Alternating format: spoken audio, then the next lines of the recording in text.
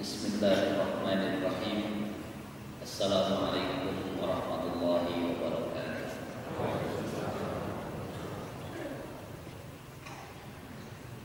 Innal hamdalillah nahmaduhu wa nasta'inuhu wa nastaghfiruh wa na'udzu billahi min shururi anfusina wa sayyiati a'malina. Man yahdihillahu fala mudilla lahu wa man yudlil fala hadiya lahu. Asyhadu an la ilaha illallah wahdahu la syarika lahu wa asyhadu anna Muhammadan abduhu wa rasuluh. Allahumma shalli wa sallim wa barik ala Muhammad wa ala alihi wa sahbihi ajma'in, amma ba'du.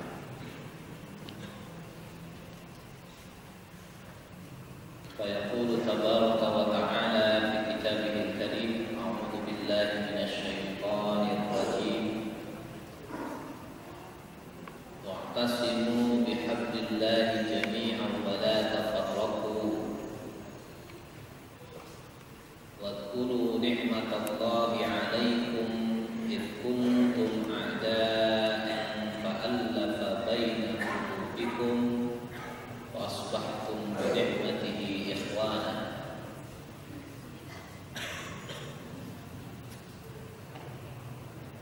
وقال صلى الله عليه وسلم: تركتكم على محجة بيضاء ليلها كنهارها لا يزيغ عنها إلا هالك. وقال: عليكم بسنتي وسنة الخلفاء الراشدين المهديين وعضوا عليها بالنواجذ. Bapak-bapak, ibu-ibu, jamaah pengajian ahad pagi yang semoga senantiasa dimuliakan Allah Subhanahu wa taala.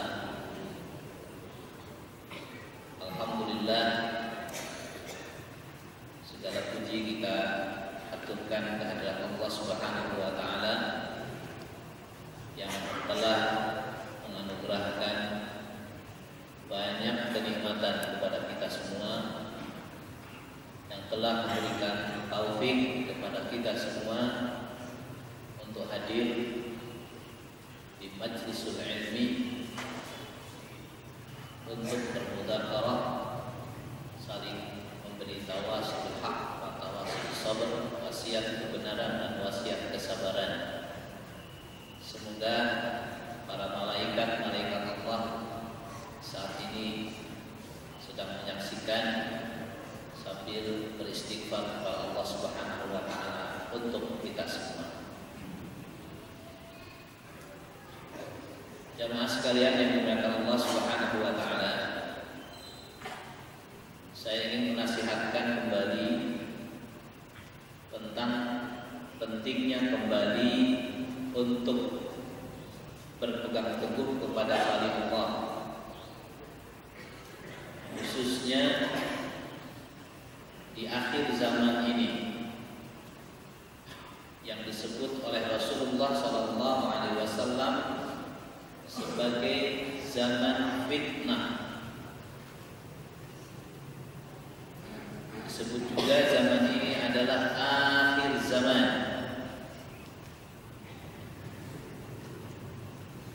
Pertanda kalau disebut zaman fitnah, akhir zaman,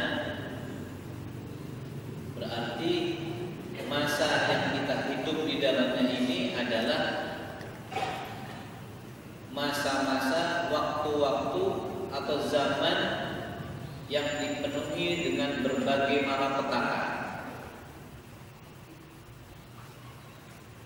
Malapetaka alam atau bencana alam, atau fitnah dalam arti malapetaka yang berkaitan dengan menyebarnya paham-paham, akidah-akidah atau aliran-aliran sesat itu juga fitnah. Kemudian fitnah yang paling besar lagi yang sering disebut oleh Allah Subhanahu wa taala dalam Al-Qur'an adalah fitnatus syirki, fitnah kesyirikan. Dengan berbagai bentuknya, sampai kesyirikan yang paling modern yang manusia termasuk kaum muslimin yang minim ilmu terjerumus ke dalamnya tanpa sadar bahwasanya apa yang dilakukan adalah tindakan syirik. Dan itu ditayangkan di televisi.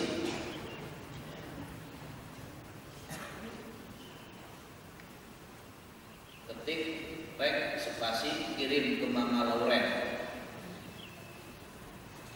Ketik apa itu? Jadi Mama Lauren itu bisa memberikan informasi-informasi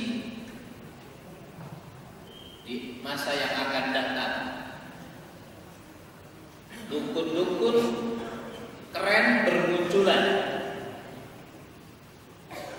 Kalau disebut dukun terlalu kampungan, maka meningkat paranormal, bukan orang abnormal. Lebih keren lagi orang pinter. Jadi kalau istilah itu kalau sudah baku, saya nggak mau disebut orang pinter. Wah, Ustaz Badrul itu orang pinter. Sejajar nanti dengan diri Corbuzier.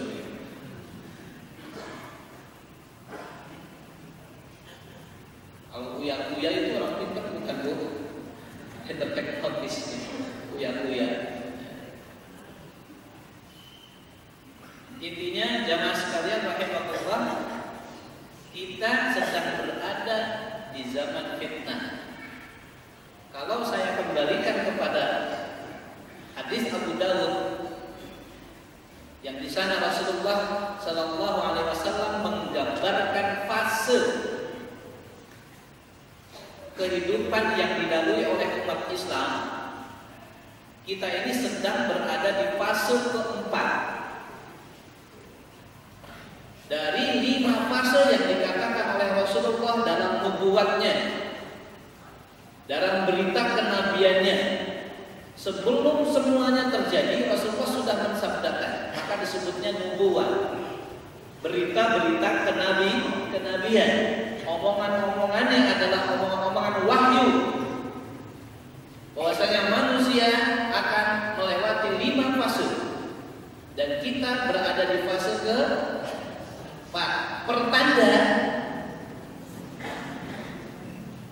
dunia ini akan selesai, tinggal 1 fase lagi.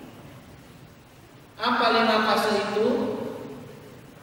Saya sampaikan supaya kita menyadari kehidupan saat ini sudah di ujung, sudah di akhir zaman yang ditandai dengan munculnya banyak fitnah. Muncul ismu-ismu, pemikiran-pemikiran, ideologi-ideologi, akidah-akidah yang beraneka ragam, yang banyak kaum muslimin terjerumus karena syubhatnya, karena samarnya itu tidak bisa membedakan mana tauhid, mana syirik, tidak bisa membedakan mana iman, mana kufur, karena zaman fitnah memang tidak bisa membedakan mana yang sunnah, mana yang bid'ah, mana yang benar, mana yang salah, campur aduk. Khususnya bagi kaum muslimin awam yang tidak mau belajar, tidak mau hadir di majelis-majelis ilmu, tidak mau mendengarkan ilmu, tidak mau membaca ilmu, buku-buku tersebar di mana-mana, tidak peduli. Ceramah-ceramah di televisi, di radio, tidak pernah mendengarkan, tidak pernah menyaksikan. Majelis-majelis ilmu banyak sekali digelar di mana-mana, tidak pernah dihadiri. Semakin bodoh, sementara syubhat semakin banyak. fitnah-fitnah semakin banyak, maka ini jadi korban semua. Nah, jamaah sekalian rahimakumullah, 5 fase ini kata Rasulullah, wa takunu fikum nubuwwah masyaallah, yaitu fase kenabian ila masyaallah, sampai Allah kehendaki berakhir. Kaum muslimin hidup dalam fase kenabian, dan itu sudah selesai dengan wafatnya Nabiullah kekasih kita, uswatun hasanah kita, Muhammad sallallahu alaihi wasallam. Sudah fase ini selesai dengan wafatnya beliau. Kemudian masuk ke fase kedua. Wa takunu fikum khilafatan ala minhajin nubuwah. Fase di mana kaum muslimin hidup dengan kepemimpinan khilafah Islamiyah dengan konsep kenabian, yaitu kepemimpinan khulafaur rasyidun, 4 sahabat, khalifah 4, Abu Bakar Siddiq, Umar bin Khattab, Utsman bin Affan, dan Ali bin Abi Thalib. Selesai belum, Pak? Sudah selesai belum? Sudah. Mereka 4 sudah wafat dan kepemimpinan sudah selesai. Islam, subhanallah, di zaman itu pemerintahan yang dijalankan oleh mereka berempat adalah pemerintahan berdasarkan konsep kenabian.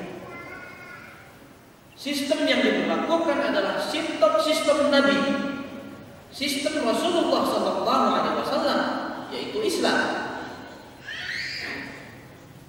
Masyarakat yang hidup adalah masyarakat yang sangat religius. Ini fase kedua, selesai, sudah. Kemudian fase ketiga, kata Rasulullah, ketika mensabdakan belum ada,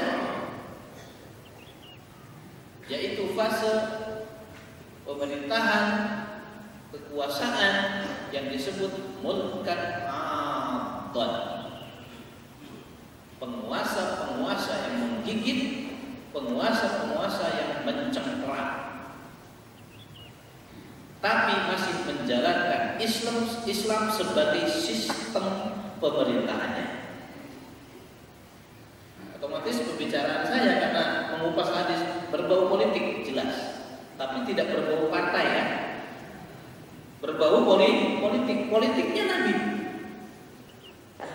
Fase ketiga ini adalah fase pemerintahan, bicaranya pemerintahan yang dipimpin oleh Nabi, pemerintahan yang dipimpin oleh khalifah yang 4, dan yang ketiga pemerintahan yang dipimpin oleh kalangan tertentu, penguasa-penguasa yang menggigit, dikatakan menggigit karena kekuasaan hanya dibatasi di kalangan keluarganya, mewarisi, tapi masih bersistem Islam dalam bentuk kerajaan-kerajaan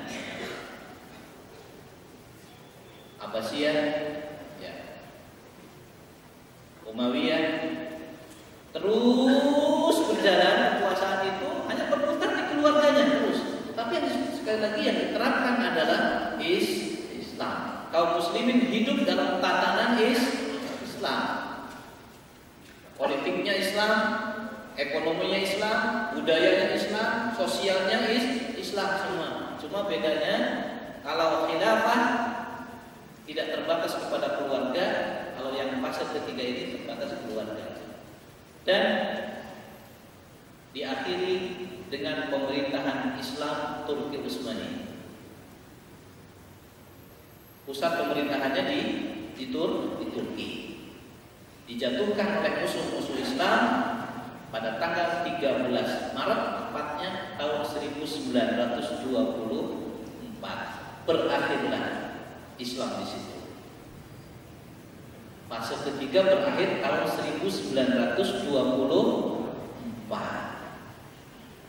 Kemudian otomatis masuk fase keempat. takunu fikum mulkan jabariyah. Fase keempat adalah fase kehidupan kaum muslimin yang dipimpin oleh penguasa diktator. Sejak 1924 sistem pemerintahan yang berlaku di dunia sampai hari ini adalah sistem yang dipaksakan, yang bukan dari Islam. Bukan dari Islam. Di sana sini penguasanya penguasa yang memaksakan kehendak kepada rakyatnya, yang menentang ada resikonya. Hatta di Saudi Arabia, kerajaan Saudi Arabia, lebih nyaman kita hidup di Indonesia, bebas berekspresi, mengungkapkan ide dan sebagainya. Masih ada nilai-nilai positifnya di Indonesia. Di sana, kalau sekarang kan di Indonesia bingung pemerintah dan sebagainya, bukan hal yang tabu.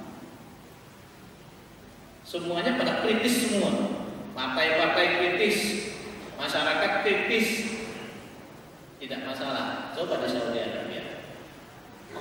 Kita tengok juga ke Mesir saat ini. Mesir saat ini tidak ada pengajian seperti ini.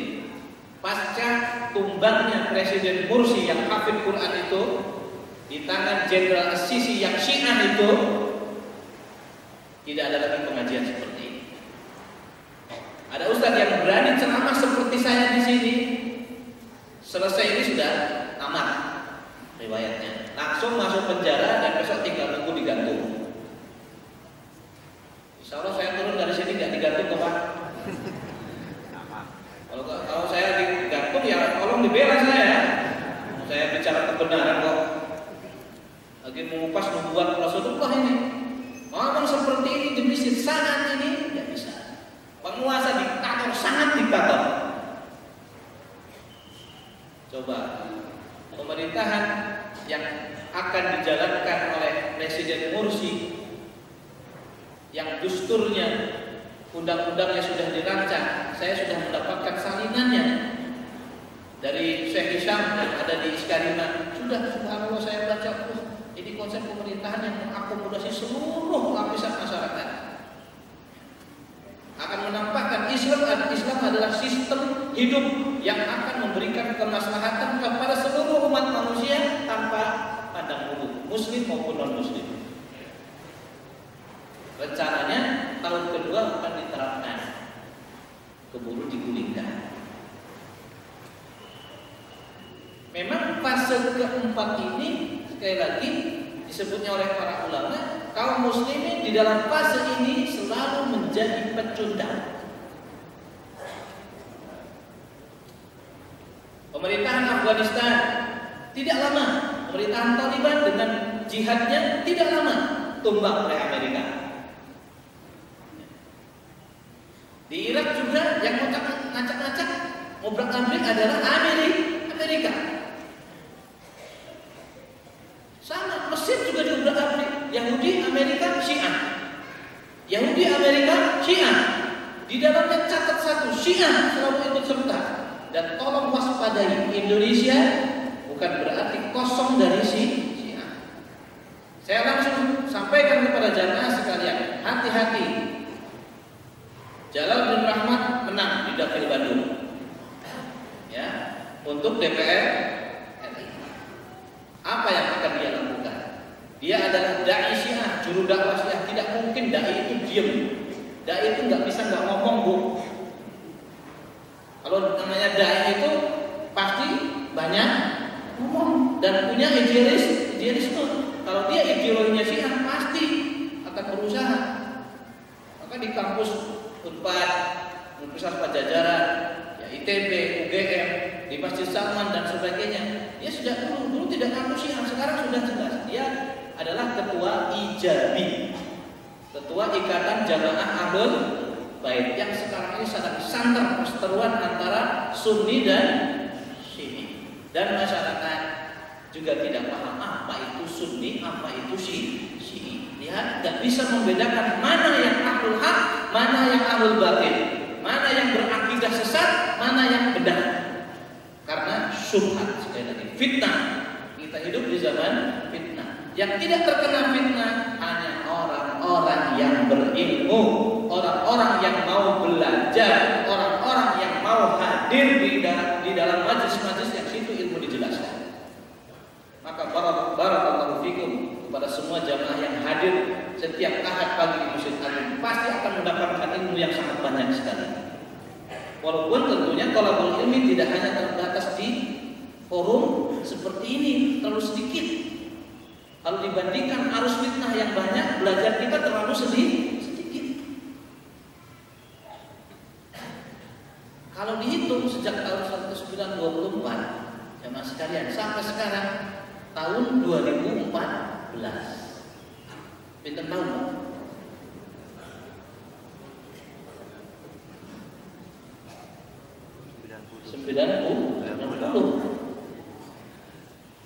90 tahun umat Islam tidak pernah meraih kemenangan.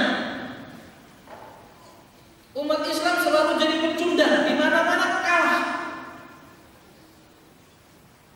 Sampai hari ini, saudara-saudara kita di Gaza, pejuang-pejuang Hamas masih berjuang melawan Israel. Istiqomah dengan hartanya, dengan jiwanya. Saudara-saudara kita di Chechnya masih berjuang, memperjuangkan agamanya, membela keluarganya, anak-anaknya, istri-istrinya, masyarakatnya. Sampai saat ini sudah 90 tahun. Direnungi, kita nggak mikir, mati ya matilah. Udah 90 emangnya kenapa kan? Kalau sudah 90 emang kenapa Ustaz? Lu kok kenapa? Umurmu mau habis. Bahkan dunia ini mau habis. Lu kok santai? Kalau mau habis Anda akan berjumpa dengan Allah Subhanahu wa taala yang tidak akan kembali lagi kepada kehidupan dunia. Ya ayyuhalladzina amanu taqullaha wal tanzur nafsum ma qaddamat lighad. Kata Allah pesan, bertakwalah kepada Allah dan hendaknya masing-masing jiwa manusia ini, kita ini melihat qaddamat lighad, apa yang sudah dia siapkan untuk hari esok. 90 tahun itu cukup lama. Saya membolak-balik hadis ini, merenungi sampai kapan fase keempat ini, yang disitu sekali lagi penuh fitnah, malapetaka, muncul paham-paham yang beraneka ragam.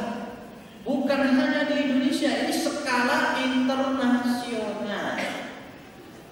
Paham sesat itu tidak hanya muncul di Indonesia, di Saudi Arabia pun banyak. Yang di situ tempat turunnya wahyu Mekah dan Madinah, paham-paham sesat itu banyak. Di situ juga banyak ulama, tapi tetap paham-paham yang menyimpang juga banyak. Apalagi Suriah, apalagi Suriah. Semua ulamanya sudah eksodus semua, nggak bisa hidup tenang di Suriah. Para ulama yang alhamdulillah tahun 2010 sebelum terjadi perang ini, kami sempat mengunjungi satu persatu dengan rombongan 10 orang itu. Saya, Ustaz Syihab dan Ustaz yang lain hadir di rumah Syekh Usamah Rifai di majlis taklimnya, hadir di rumah Syekh Qurayyim Raji Syekhul Qurra, itu masternya hafid di Suriah, di bumi Syam. Ke ahli hadis, muhaddis Syekh Naim Arif Susi, Syekh Mustafa Bogor dan semuanya. Alhamdulillah bisa keliling. Saya belum ada bayangan bahwa Suriah saat itu akan terjadi seperti ini. Sekarang Suriah tidak ada ulamanya. Semuanya ulamanya lari ke Turki, lari ke Moskow. Tidak bisa hidup tenang di sana. Dengan pemerintahan Bashar Assad yang Syiah Nusairiyah. Semua ahlu sunnah dibantai semua, mulai dari bayi sampai kakek-kakek sampai nenek-nenek. Yang ahlu sunnah pokoknya harus habis. Gak mungkin bisa ngaji seperti ini. Yang berani ngisi ngaji seperti ini sama dengan daftar. Alhamdulillah, coba ini nikmat besar. Dan hadis-hadis fitnah, hadis-hadis yang menginformasikan tentang fitnah akhir zaman banyak berbicara kejadiannya adalah terjadi di bumi Syam. Syam itu adalah Suriah, Lebanon, Jordania, Palestina sekitar itu. Itu Syam dulu namanya, bumi Syam, yaitu tempat berdagangnya Rasulullah SAW. Silahkan baca di Sahih Bukhari, baca di Sahih Muslim khusus bab hadis fitnah. Semakin kita membaca akan semakin sadar. Di sana ada hadis bahwasanya di antara tanda hari kiamat adalah mengeringnya sungai Efrat. Lihat, ya nggak bisa lihat, baca berita, akses internet.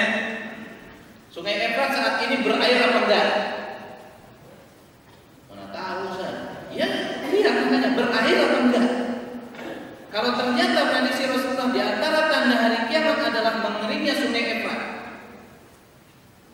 berebutnya pasukan-pasukan dari berbagai macam arah memperebutkan gunung emas hitam. Itu di mana? Di Irak. Dan sekarang sudah nampak. Yang kata Rasulullah, semua tentara akan memperebutkan gunung emas itu. Saya kok ingat keputusan Presiden Amerika Barack Obama memutuskan saya tidak akan menarik pasukan saya dari Irak. Tidak akan. Ternyata mereka ngincer gunung emas itu. Dan kata Rasulullah, semua akan memperebutkan dan semuanya tidak akan ada yang mendapatkannya. Artinya peperangan akan terjadi dan semuanya mati karena saling bunuh. Tetap gunung emasnya menteh. Coba, ini nubuat Rasul, berita-berita Nabi. Jadi benar kita sedang di fase ke-4. Kemudian nanti kita akan masuk di fase ke-5, akhir fase. Kembali kaum muslimin akan diperintah dengan konsep khilafah ala minhajin nubuwah. Kepemimpinan, pemerintahan dengan konsep kenabian. Balik lagi ke konsep awal.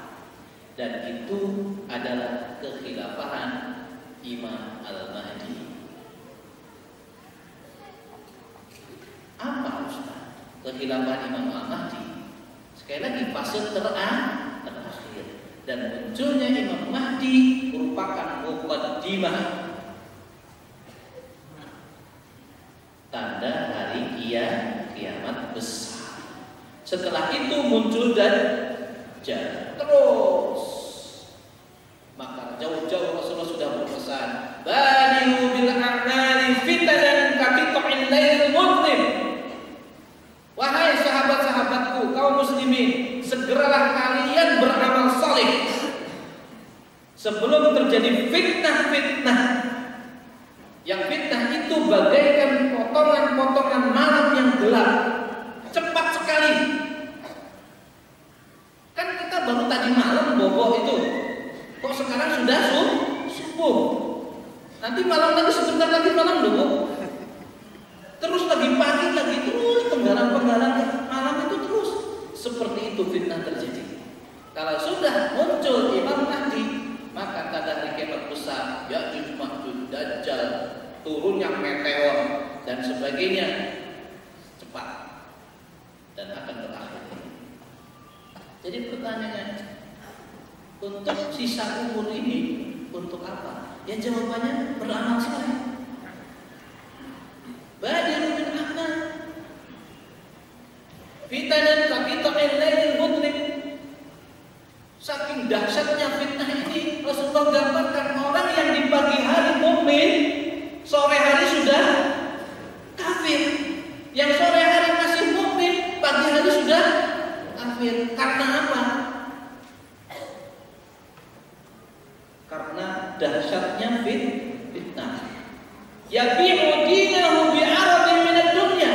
Ada orang beriman yang menjual agamanya hanya dengan sepotong kehidupan dunia kecil.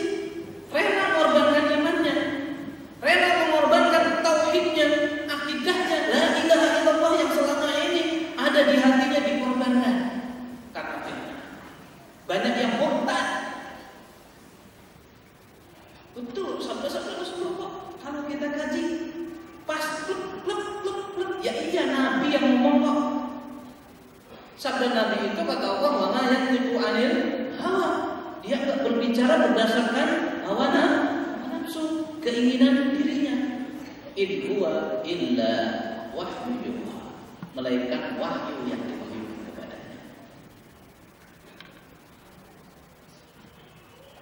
Pasti bahwa pada itu juga menyaksikan paham-paham di mananya. Liberalisme merajalela di mana-mana. Pluralisme merajalela di mana-mana. Isme. Oleh karena itu Allah memesankan wa'tasimu bihablillahi jami'an wa la tafarraqu. Berpegang teguhlah kalian kepada tali Allah, hablullah, dan jangan kalian bercerai-berai. Apa itu hablullah? Tafsirannya luas sekali, tapi kembali kepada satu. Hablullah adalah Al-Quran dan As-Sunnah. Berpegang teguhlah kepada Al-Quran dan As-Sunnah. Ini belum selesai. Bukankah semua paham-paham yang berafiliasi kepada Islam itu mengklaim bahwasanya dirinya itu juga Quran dan Sunnah? Bukankah Ahmadiyah yang sudah difatwakan MUI sesat di Indonesia itu juga Quran Sunnah? Bukankah Syiah termasuk Rafidhahnya juga mengatakan pedoman kami Al-Quran dan As-Sunnah? Bukankah aliran sesat klasik Jahmiyah, Murji'ah, Khawarij, Kullabiyah dan sebagainya juga mengklaim bahwasanya pedomannya Al-Quran dan As-Sunnah? Semuanya Quran Sunnah. Terus apa bedanya? Belum cukup Bapak Ibu semua. Ketika kita mendengar pedoman, orang mengatakan pedoman kami, pegangan kami Quran Sunnah. Pertanyaan diajukan, Quran Sunnah dipahami oleh Anda dengan pemahaman siapa? Dengan pemahaman aliran-aliran sesat? Dengan pemahaman Syiah Rafidhah? Dengan pemahaman Murji'ah? Contoh nih pemahaman Murji'ah dalam bab iman. Kalau ada mukmin melakukan dosa besar, mukmin berzina, mukmin mencuri, mukmin korupsi, mukmin membunuh, mukmin minuman keras, mukmin durhaka kepada orang tua, dan dosa-dosa besar yang lain, menurut aliran ini yang ngakunya Quran Sunnah, mereka adalah mukmin sempurna. Maksiat yang dilakukan tidak berpengaruh kepada keimanan yang sudah dinyatakan oleh lisannya. Maka konsep Murji'ah adalah la yadurru ma'al iman dambun.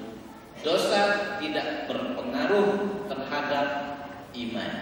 Ketika orang sudah mengucapkan la ilaha illallah Muhammad Rasulullah, maka mukmin tidak apa-apa berbuat dosa. Tidak apa-apa berbuat dosa. Mau nyoba berbuat dosa, silahkan. Panjenengan semua akan merasakan bahayanya dosa, bahayanya maksiat. Tidak akan bisa hidup tenang. Orang yang biasa dengan kemaksiatan, diajak sholat agak lama dikit, pasti pegel kakinya. Pasti pegel. Buka mushaf untuk membaca, baru berapa baris sudah matanya sambil nggak keluar. Ngantuk.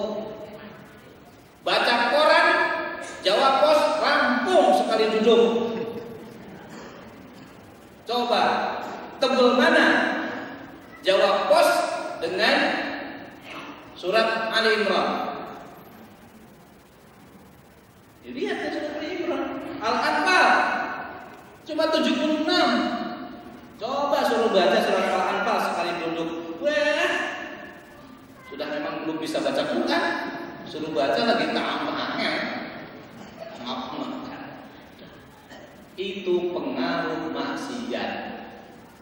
Jadi bapak ibu kalau sholat enggak khusyuk, kalau baca Quran tidak bisa menikmati, kita buka enggak bisa bikin nikmat, enggak terasa lezat berinteraksi dengan Allah, berdoa kok hambar, cuma mulutnya gerak, tangannya mengadahkan ke atas, tapi enggak terasa dalam hati.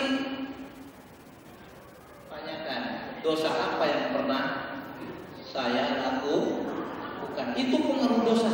Loh, kok paham ini mengatakan dosa tidak berpengaruh? Kata Rasulullah, al-iman qaulun wa amalun yazidu wa yanqus, yazidu bit ta'ah wa yanqus bil maksiyah. Iman itu berupa kata-kata dan berupa amalan. Kata-kata adalah ucapan kalimat tauhid itu, asyhadu an la ilaha illallah wa asyhadu anna Muhammadar Rasulullah, perlu ikrar dan perlu pembuktian dengan amal. Orang mukmin itu harus sholat. Kalau orang ngaku muslim nggak sholat, pripun bu? Padahal rukun Islam salah satunya sholat. Rukun, apa tuh arti rukun? Rukun tuh pilar, tiang, penyangga. Apa jadinya masjid ini kalau nggak ada tiangnya, Pak? Bikin masjid kok nggak pakai tiang, insinyur? Piye toh insinyur? Bikin masjid kok nggak pondasi? Nggak pakai pondasi? Yang penting lantai 3. Dulu yang penting lantai 3. Islam itu ada pondasinya. Syahadat la ilaha illallah Muhammadur Rasulullah. Itu pondasi umat Islam. Mukmin harus sholat. Jadi masalah sekarang di mana-mana, di perkampungan banyak sekali orang yang ngaku muslim seumur hidupnya sejak lahir sampai meninggal tidak pernah sholat. Ini masalah besar, harus diterangkan kepada masyarakat. Dan Rasulullah tidak menganggap remeh masalah sholat. Para sahabat juga tidak ada satu amalan yang jika ditinggalkan seseorang menjadi kufur daripada sholat. Jadi orang yang ngaku Islam hidupnya tidak sholat sampai wafat, statusnya kafir, tidak boleh disolatkan. Tapi keluarganya minta disolatkan itu ya biasanya. Saya diminta untuk mendoakan. Saya tanya dulu, Pak, Simbah ini umurnya sudah 87. Simbah sholat? Boten Pak Ustaz. Sama sekali belum pernah. Belum. Ya Allah, muslim Pak. Ya muslim.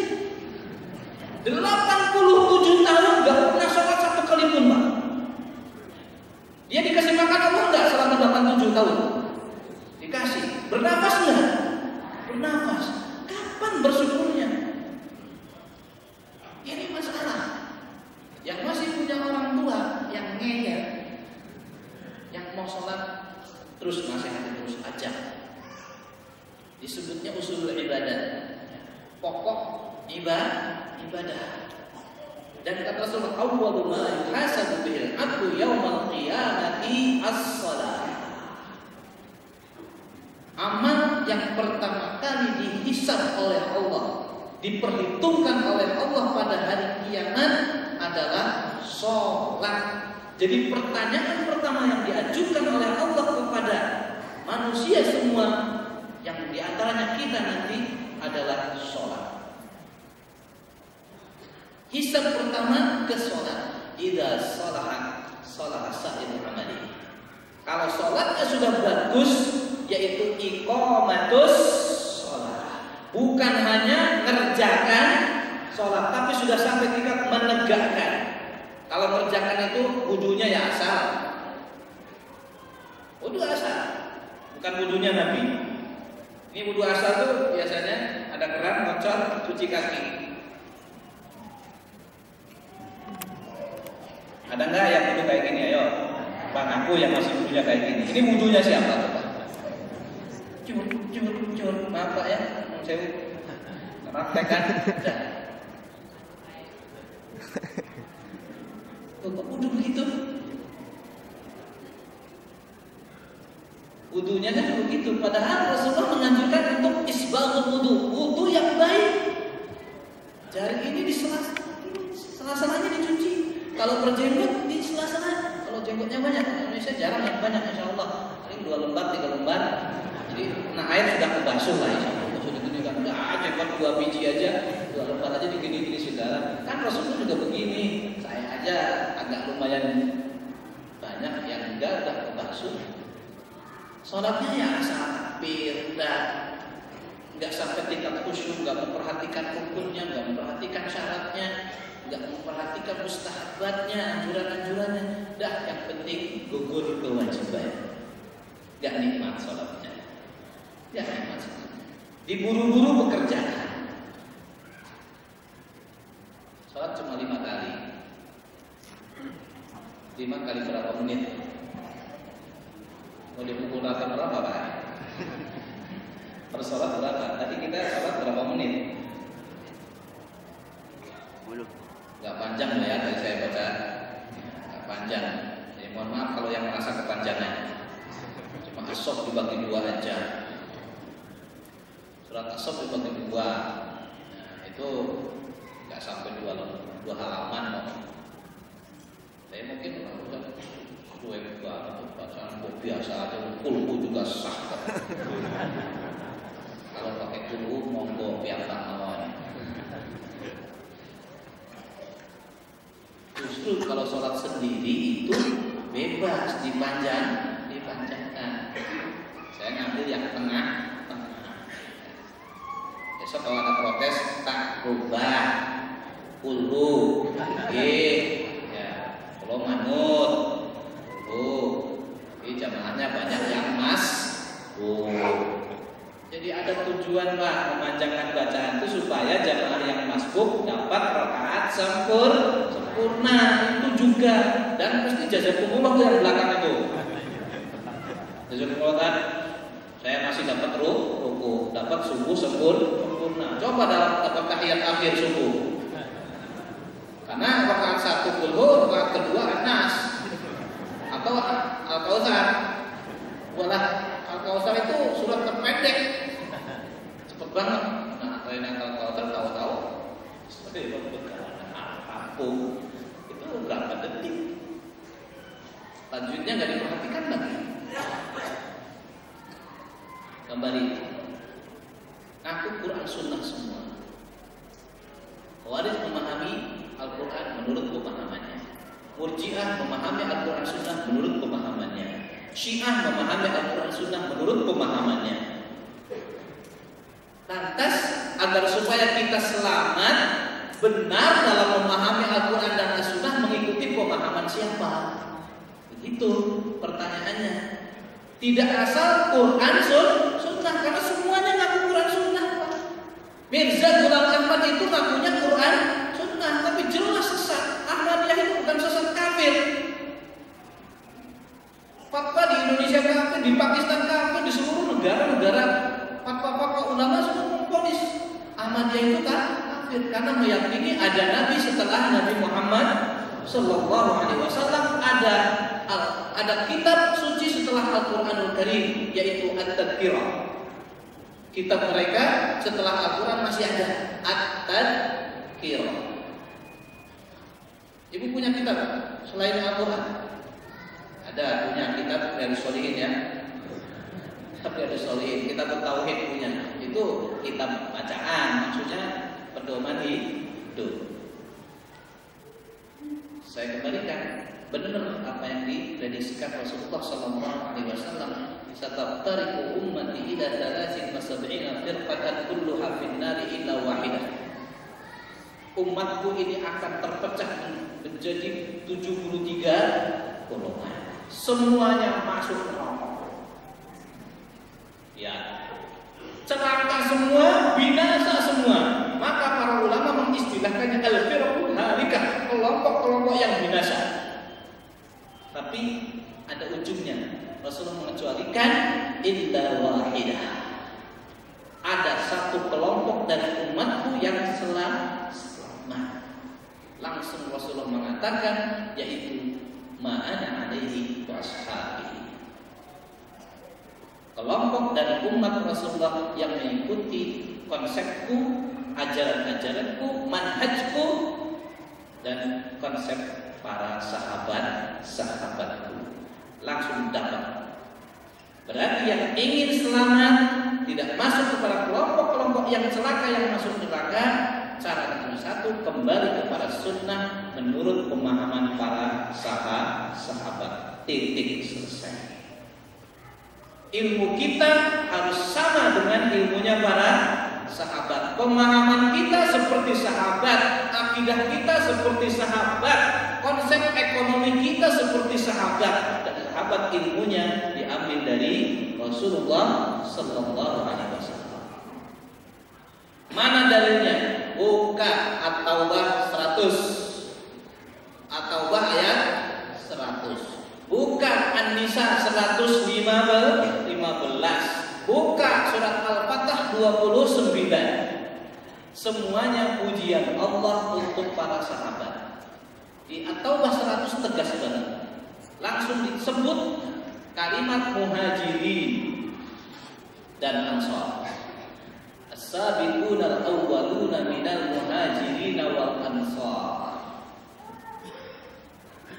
Mereka yang lebih dahulu beriman dari kalangan muhajirin dan ansar. Muhajirin adalah kaum muslimin yang hijrah dari Mekah ke Madinah. Ansar adalah kaum muslimin yang menyambut kaum muhajirin di Madinah. Dan mereka siapa? Para sahabat. Makanya sebutnya sahabat muhajirin dan sahabat ansar. Walladzina tabauhum biihsan. Dan semua orang-orang yang mengikuti sahabat-sahabat baik dari kalangan muhajirin dan ansar biihsan dengan baik. Berarti umum semua. Terutama generasi yang paling dekat sahabat, yaitu tabi'in. Maka disebutnya tabi'in. Terus generasi setelahnya tabi'in sampai selanjutnya. Kalau kita juga mengikuti para sahabat biihsan dengan baik, apa kata Allah? Radhiyallahu anhum wa radu an. Allah akan ridho kepada mereka, wa radu anhum, dan mereka pun ridho kepada Allah. Apa yang akan terjadi jika antara Allah dan hambanya saling ridho dan saling cinta? Apa yang akan terjadi di muka bumi ini? Kalau jamaah semua mencintai Allah, meridhoi Allah, kemudian Allah menurunkan ridho dan cintanya kepada kita semua. Apa yang kita minta dikasih nggak? Dikasih orang ridho. Suami kalau ridho cinta sama istri, istrinya minta dikasih nggak? Itu baru manusia ya, yang terbatas dompetnya. Allah dompetnya nggak terbatas. Al-Ghani, Maha Kaya. Kalau seandainya Allah mengatakan kun fayakun, ada emas di rumah Bu Fatimah 500 kilo, 500 kilo banyak banget. Ya bisa terjadi. Jangan bilang mustahil. Kalau Allah yang menghendaki ya bisa terjadi. Tapi selalu Allah mengaitkan dengan sebab. Nggak mungkin tahu-tahu orang yang malas ibadah kok tahu-tahu di lemari ada emas 50 kilo. Itu emasnya asar atau di bawah jin ifrit gitu ya? Gak mungkin. Jadi saya tegaskan, perintah Allah berpegang teguhlah kepada Al-Quran dan As-Sunnah harus dilanjutkan.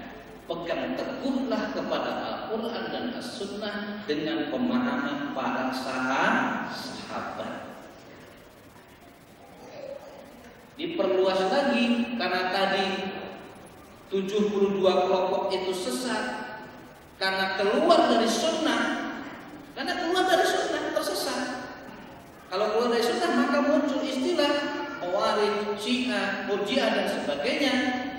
Kalau keluar dari sunnah otomatis melakukan bid'ah, maka disebutnya ahlul bid'ah.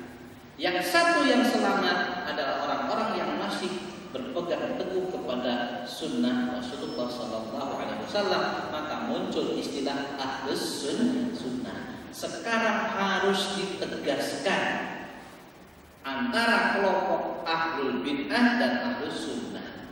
Di Suriah peperangan terjadi antara ahlul bid'ah dan ahlus sunnah. Dalam hal ini ahlul bid'ahnya adalah Syiah Nusairiyah.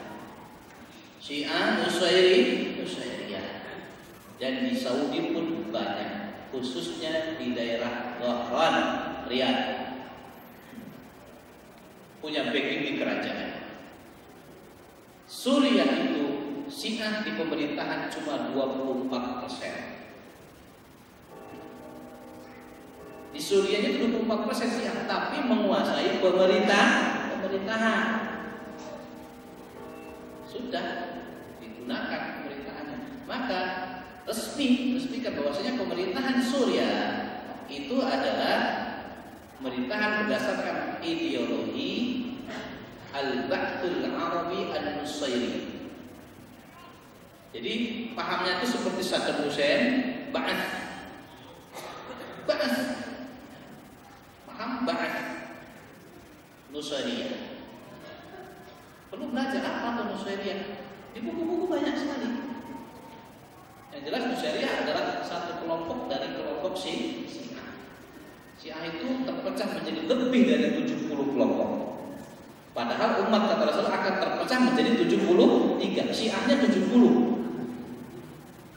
Tambah aliran-aliran sesat di Indonesia belum masuk itu. Belum masuk kalau dihitung itu jadi lebih. Maka bukan pembatasan. Waqtasimu bihablillahi jami'an wa la tafarraqu. Jamaah sekalian, saya nasihatkan untuk di zaman fitnah ini kembali kepada sunnah dan kembali kepada pemahaman yang selamat, yaitu pemahaman terhadap Islam yang dipahami oleh para sahabat radhiyallahu anhum, kemudian generasinya tabi'in, generasinya para tabi'ut tabi'in, dan para ulama pewarisnya.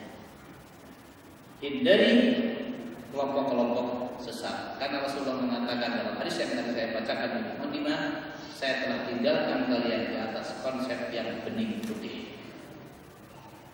Dan itu sudah diwariskan ke sahabat-sahabatnya.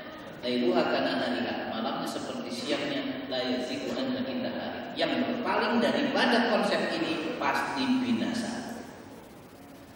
Kalau binasa dalam kaitan memegang konsep, berarti menyimpang dari konsep yang benar, urusannya neraka. Kullu finnar, semuanya masuk neraka illa wahidah. Disebutnya oleh para ulama itu adalah al-firaq al-islamiyah. Semuanya kelompok-kelompok Islam. Jadi bapak ibu kalau ditanya untuk zaman sekarang, bapak itu Muslim Sunni atau Syiah? Atau ditanya lebih spesifik, bapak itu Sunni atau Syi'i? Ada yang menjawab, saya bukan Sunni, bukan Syi'i, tapi Muslim. Terus saya tanya lagi, bapak itu manusia apa jin? Jawabnya makhluk Allah. Jelas pak jawabannya kayak gitu. Ditanyanya, bapak itu manusia apa jin? Saya makhluk Allah. Kambing juga makhluk Allah pak. Jadi harus spesifik. Dalam hal ini saya manusia.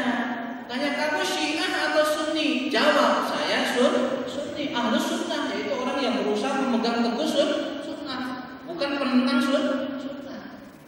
Di Solo lagi rame karena ada ustadz nggak mau jawab jelas. Ustadz bukan masyarakat awam. Ustadz itu Syiah apa Sunni toh? Saya Muslim.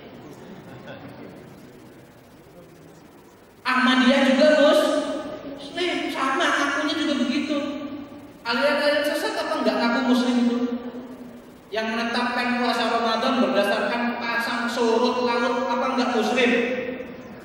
Sesat apa enggak menentukan Ramadan, 1 Ramadan dan 1 Syawal berdasarkan pasang surut laut? Sesat, enggak ada tuntunannya. Enggak ada tuntunannya. Berasal dari mana itu ajaran? Sahabat tidak gitu, tapi enggak kayak gitu. Maka masuk 72 kelompok yang masuk neraka celaka. Hebat. Tapi kok ada aja pengikutnya Pak ya? Kok laku aja ya? Makanya pengajian kita bener, kok takut nggak laku? Alhamdulillah laku banget. Masih laku banget. Yang sesat-sesat mesti ada pengikutnya. Muncul nabi palsu, ada aja pengikutnya. Ya Allah, yang itu kok bodoh banget gitu ya. Hari ini kok mau ada dipimpin nabi palsu. Itu ilmunya ngajinya di mana? Kok masih ada keyakinan ada nabi gitu. Menurut akal saya nih, dalam pokok di khutbah itu mesti semoga salawat dan salam tercurah kepada Khatimul Anbiya wal Mursalin, kepada penutup nabi dan rasul. Ada kalimat itu terus selalu. Ternyata belum nutup ternyata. Berarti Islam belum selesai diajarkan oleh Nabi. Kok wafat duluan gitu loh? Kok Allahnya juga Nabi duluan? Ini yang salah siapa? Allah, Rasulullah, atau yang punya paham-paham baru ini? Ini kita kembali. Referensi buku-buku untuk memahami akidah para sahabat sudah banyak. Maka kita bertauhid yang saya sampaikan di sini, yang libur cukup panjang. Insya Allah nanti listriknya kita akan ubah. Yang membaca sampai saat ini mata saya masih sulit untuk membaca. Ya, masih diuji oleh Allah, mata saya belum bisa jelas melihat karena komplikasi diabetes matanya. Mohon doanya semua dari Bapak dan Ibu. Mata saya ini sangat diperlukan umat. Saya juga perlu harus baca buku, harus baca hadis. Siapa lagi coba? Kalau Bapak yang bisa menggantikan, alhamdulillah nanti saya duduk di depan. Semuanya syukuri apa yang Allah Subhanahu wa taala berikan. Ya, lain syakartum fa azidannakum. Itu pesan saya pada pagi hari ini, kembali kepada Quran dan Sunnah menurut pemahaman para sahabat radhiyallahu anhum dan para ulama pewarisnya. Tulisan-tulisan ditulis oleh mereka dibaca. Terus jauhi paham-paham sesat. Kalau masih bingung selalu bertanya. Fas'al ahla dzikri in kuntum la ta'lamun. Tanya kepada ahlinya jika kalian tidak tahu. Pintu rumah saya terbuka lebar kalau ada tamu, kalau enggak ditutup. Silahkan berkonsultasi, terbuka di Iskarina. Cari aja Ustaz Badrul, ya. Mudah-mudahan bisa memberikan manfaat sebatas ilmu yang saya punya. Wallahu a'lam bishawab. Saya kira cukupkan demikian. Ada pertanyaan apa? Ada cukup? Sudah jam 6. Ya, saya kembalikan saja dulu. Demikian yang dapat saya sampaikan. Semoga bermanfaat. Kurang lebihnya mohon maaf. Wabillahi taufiq wal hidayah. Assalamualaikum warahmatullahi wabarakatuh. Kemudian ini ada pertanyaan Bapak Ibu. Kenapa Ustaz bilang Imam Ali, Rasulullah, Abu Bakar As-Siddiq, Umar bin Khattab dan Utsman bin Affan, kenapa tidak disebut imam? Ya, sekarang saya sebut Imam Abu Bakar, Imam Umar, Imam Utsman, dan semua mereka imam atau khalifah. Ya, boleh. Barangkali ada juga Ustaz kalau Ali imam berarti Ustaz ada kesia-siaannya. Saya Ahlus Sunnah. Bukan Muslim itu jawabannya ya. Saya Ahlus Sunnah. Kalau Ahlus Sunnah pasti Muslim. Yang mengatakan dengan istilah imam kepada Ali itu bukan hanya orang-orang Syiah, tapi Ahlus Sunnah juga mengatakan imam Ali. Imam Hasan, Imam Husain. Imam itu apa? Orang yang memiliki kemampuan memimpin dan ilmu yang mumpuni. Maka Syekhul Islam Ibnu Taimiyah juga disebut Al-Imam Ibnu Taimiyah. Ibnu Qayyim Al-Jauziyah juga disebut Al-Imam Ibnu Qayyim Al-Jauziyah. Imam Nawawi juga disebutnya Al-Imam An-Nawawi. Bukan berarti kalau disebut Al-Imam Nawawi, Imam Nawawi berarti keturunan Hasan Husain. Bukan. Dan bukan Syiah Ahlus Sunnah. Alhamdulillah ditanya. Kalau nggak ditanya dibikin subhat juga hanya. Wah, ya. Wah, jadi imam itu para ulama. Ulama itu dari kalangan sahabat, dari kalangan tabi'in, dari tabi'in, semuanya disebut imam. Imam Sufyan Ats-Tsauri, Imam Ibnu Uyainah, Imam Sa'id Ibnu Musayyab, semuanya imam-imam semua. Kalau sekarang yang ulama itu syekh, gitu ya. Tapi bukan syekh puji. Itu bukan imam. Syekh puji ya nggak tahu siapa yang kasih gelar syekh juga. Tahu syekh, gitu ya. Syekh juga bisa diberlakukan untuk orang yang sudah sepuh. Syekh itu artinya orang tua, tergantung penggunaan. Kadang-kadang sama kalah juga manggilnya Syekh kayak pahaluk, Syekh kayak pahaluk. Itu sama dengan kita manggil Mas pripun kabarnya. Jadi tergantung penggunaannya, tapi nggak mungkin ada Al-Imam Badrul Tamam, ya, pedung berapa banget, Imam Ustaz pengikutnya berapa, sudah membayar berapa orang? Tidak, bukan imam. Ustaz cukuplah. Ustaznya dihilangkan juga cukuplah Abu Haris, ya. Abu Haris cukup, ya. Supaya nggak repot-repot. Badrul Tamam terlalu panjang, yang nulis KTP salah, yang nulis SIM salah, STNK salah. Sampai saya bilang dulu Pak Haji, mantan Kapolres kita, Pak, ini nama saya kok sulit-sulit banget ya, apa diganti? Bukan tamam, tulisannya itu taman. Kalau tamam itu bahasa Arab, kalau taman ya itu taman yang di depan sana itu. Tamam bahasa Arab artinya sempurna. Kalau taman ya taman. Jadi Badrul Tamam. Badrul itu bulan purnama, tamam itu sempurna. Itu Bapak kasih nama itu gitu. Saya itu bulan sempurna, bulan purnama. Nggak tahu lahirnya pas bulan purnama atau gimana gitu kok kasih namanya Badrul Tamam. Demikian kan sambut. Ini waktu masih setengah jam, monggo bagi yang mau mengajukan pertanyaan. Oh, masih setengah jam kok. Monggo yang mau bertanya, ibu-ibu dengan tulisan monggo langsung juga. Assalamualaikum warahmatullahi wabarakatuh. Sekarang dah tidur di sama sekali nggak tampil.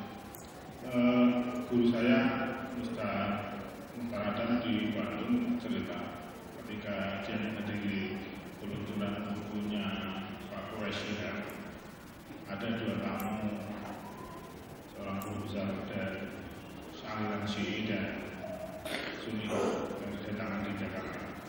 Keduanya kami bercerita kalau situasi terlalu kontradiktif, terlalu panas antara Syi'i dan Sunni itu justru muncul di Indonesia. Sementara di Iran sebenarnya mereka baik-baik saja. Saya tidak tahu gambaran kehidupan Sunni dan Syi'i yang di Iran seperti apa, apakah benar seperti yang diceritakan itu, sehingga menjadikan gambaran Sunni dan Syi'i itu seakan-akan dua sisi yang harus selalu berhadapan dan siap kontak-kontakan. Barangkali itu aja yang barangkali bisa diceritakan untuk para Ya, jazakallah. Para ulama sudah berusaha, berupaya. Yang pernah dilakukan upaya takrib, mendekatkan, duduk bersama, mendekatkan paham Ahlus Sunnah atau Sunni dan Syiah. Dulu di Kairo adalah Al-Imam Hasan Al-Banna, imam juga Pak, Imam Hasan Al-Banna, pemimpin gerakan Ikhwanul Muslimin. Ternyata tidak bisa. Profesor Dr. Ihsan Ilahi, ulama Pakistan, pakar aliran sesat, dengan buku-bukunya sudah diterjemahkan di Indonesia, dan beliau pun meninggal dibom oleh orang Syiah karena mengupas tuntas paham ini. Dan bukan hanya paham Syiah saja, paham Ahmadiyah ditelanjangi oleh beliau. Wallahu a'lam. Jadi spekulasi yang membom dia itu Syiah atau Ahmadiyah. Jadi ada upaya untuk mendekatkan, ternyata memang tidak bisa nyatu. Karena dua paham yang berbeda. Sekarang cukup panas. Cukup panas. Di Indonesia sudah memanas. Coba lihat di Sabang. Sudah jelas, lihat sholatnya aja. Mereka sudah berani, sholatnya beda dengan kita. Terus apa yang sama? Sholatnya beda. Ngaku Quran Sunnah tapi sholatnya beda. Katanya fikih Ja'fari. Tidak, Imam Ja'far tidak sholat seperti itu. Silahkan cek riwayat-riwayat dari Imam Ja'far. Masih cucunya Ali bin Abi Thalib. Terus tadi, di Iran kok damai saja? Kata siapa? Di Iran itu mayoritas Syiah, Sunni minoritas, tertindas. Karena tidak mampu untuk melakukan perlawanan, ya sudah, namanya juga orang tidak bisa melawan. Coba kalau melawan nanti rame. Dan di Indonesia masih didominasi oleh Ahlussunnah. Saya tidak berharap Alhamdulillah Indonesia nanti kelak ke depan akan terkuasai oleh Syiah. Yang biasanya Syiah itu hanya sedikit. Suriah juga sedikit, tapi menguasai pemerintahan. Di Indonesia bisa jadi kalau kaum musliminnya tidak menggunakan keislamannya, amanahnya tidak dijalankan.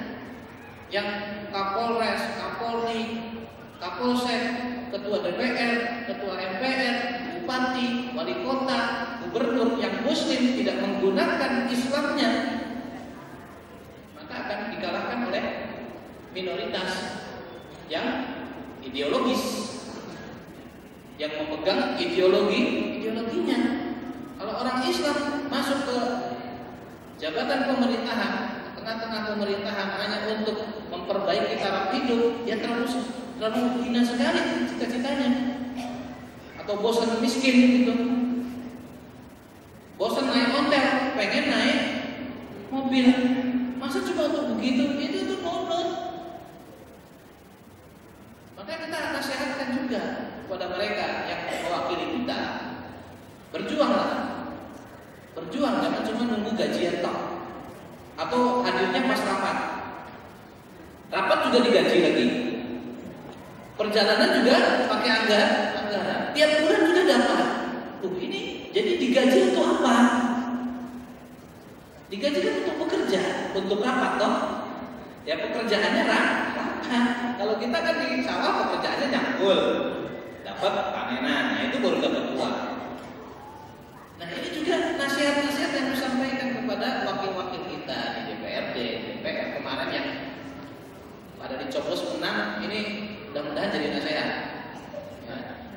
Yang menang suaranya dapat banyak, antum duduk di DPRD membawa amanah umat yang besar yang kelak akan diminta pertanggungjawaban oleh Allah Subhanahu wa taala. Rakyat menunggu karena Anda adalah wakil rakyat.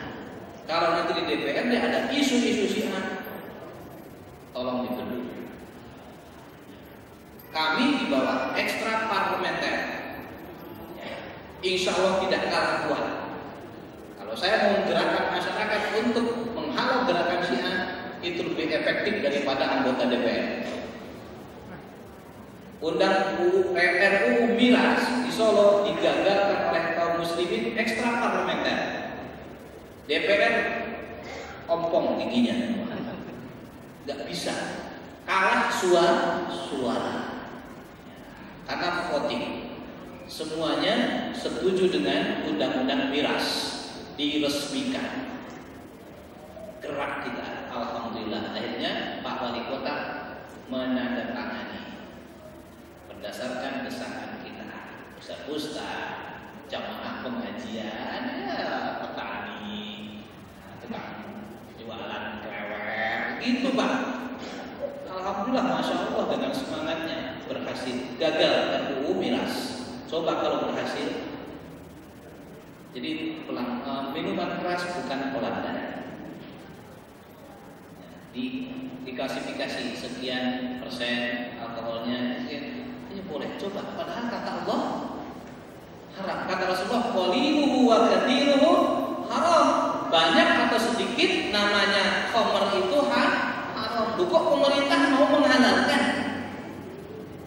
Kalau 5% halal, kalau 100% haram. Kata siapa itu? Kan? Nah, coba. Ini pemerintah dan yang mengesahkan sekali lagi DPR. Anggaran yang mengesahkan siapa? DPR. Bupati nggak bisa gerak, Kapolres nggak bisa gerak kalau nggak diketok palu dari DPRD gitu loh. Maka yang duduk di situ tolong wakili umat Islam. Kalau masih belum yakin dengan bahayanya Syiah, ya tunggu aja. Masa pengen nunggu sih? Pengen betul dibuktikan, nanti betul-betul disembelih gitu. Contoh konkret Suriah. Kalau di Iran tidak terjadi chaos gitu ya, karena minoritas sekali orang sebenarnya, minoritas sekali. Tapi bukan berarti tidak ada penindasan. Kita menilai sebuah aliran sesat bukan hanya dari semangat, tapi dari amal. Coba pas Idul Qadir, peringatan Idul Qadir, apa yang terjadi? Peringatan 10 Muharram, pesta Asyura. Pesta Asyura menyakiti tubuh sebagai bentuk bela sungkawa terhadap Husain yang mati dipenggal di Karbala. Itu paham apa itu? Kok cinta dibuktikan dengan menyakiti tubuh? Pakai pisau, pakai kasih. Itu bukan rahasia. Silahkan diakses di YouTube. Tulis hari Karbala, tulis peringatan Asyura. Apa yang dilakukan oleh kaum Syiah? Kunjungan tahun 2010 saya keliling ke daerah-daerah Syiah, termasuk itu makam Zainab. Apa yang mereka lakukan? Ibadah itu betul-betul nyembah kuburan. Karena diklaim di situ kuburan Ruqayyah, di situ diklaim kuburan Zainab. Kuburan diciumin semua, sholat menghadap kuburan bukan kiblat. Ajaran siapa ini? Nanti kalau ada syekh besar Karanganyar di kubur sebelah sana, apa nanti kiblatnya rubah ke sana Pak? Karena ada syekh besarnya, imam besarnya. Ya imam besarnya punya amal soleh sendiri dengan Allah Subhanahu Wa Taala, tapi kiblat tetap ke sana Pak. Kalau orang Jawa itu mulon, tetap nggak bisa berubah. Wah kan, di situ ada makam orang besar, nggak ada hubungan dengan kiblat. Ini hanya orang bodoh. Ada orang lagi melaksanakan haji umroh, sholatnya menghadap sumur Zam-Zam. Aduh, sumur Zam-Zam itu ke bawah, Ka'bahnya di atas. Saya nasihati itu, Pak. Sholat ada orang Malaysia, Pak Cik, tak boleh sholat menghadap Zam-Zam, Ka'bahnya di atas. Tak apa katanya di atas. Oh, tak apa loh. Apa katanya? Ini kan sumur Zam-Zam. Siapa yang bilang sumur apa gitu? Ya memang Zam-Zam. Zam-Zam itu Nabi Ismail dulu begini. Iya, tahu. Sejarahnya anak SD juga tahu. Itu kaki Nabi Ismail disentak-sentakan keluar air, tapi bukan kiblat. Ngeyel Pak, coba. Berarti bukan pinter, bodoh berarti kan. Ya sudah, apa? Sholatnya di atas lupa, Ka'bahnya di atas. Kecuali kalau Ka'bah sudah dipindah ke depan sumur Zam-Zam, nah kita harus sholatnya sekalian ada sumur Zam-Zam. Nggak boleh. Bahwa wajhaka syatral masjidil haram, haitsu ma kuntum, ya di mana kalian saja berada, hadapkan kalau sholat ke arah Masjidil Haram. Ada. Kalau sudah Syiah, ya Syiah Ahmadiyah punya kiblat Qadiyah, punya Qadiyah. Jangan-jangan nanti kalau Syiah menang Ka'bah pindah ke Qum. Saya mengingatkan saja, belum munculnya clash antara Sunni dan Syi'i bukan berarti ajaran ini sama, tetap beda. Kebatinan dan kebenaran pasti berseteru, gak bisa menyatu.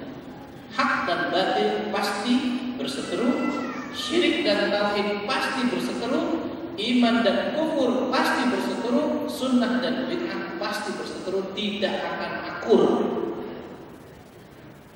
Ahlus sunnah dan ahlul bid'ah, ahlul hak dan ahlul batil, ahlul tauhid dan ahlul syirki gak bisa akur.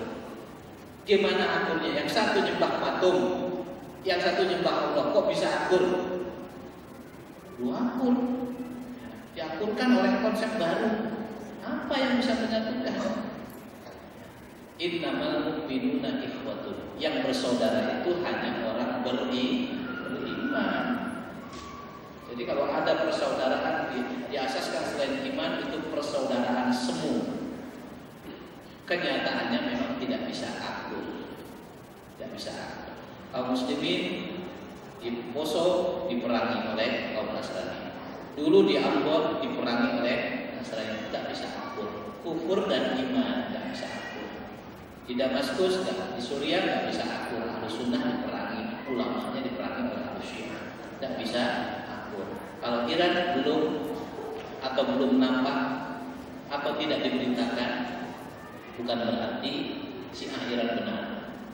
Saya baru dikasih buku kecil yang ditulis oleh Ketua Majelis Ulama Pakistan yang sudah diterjemahkan ke bahasa Indonesia, judulnya Bahaya Paham Khomeini. Bahaya Paham Khomeini. Bisa dibaca.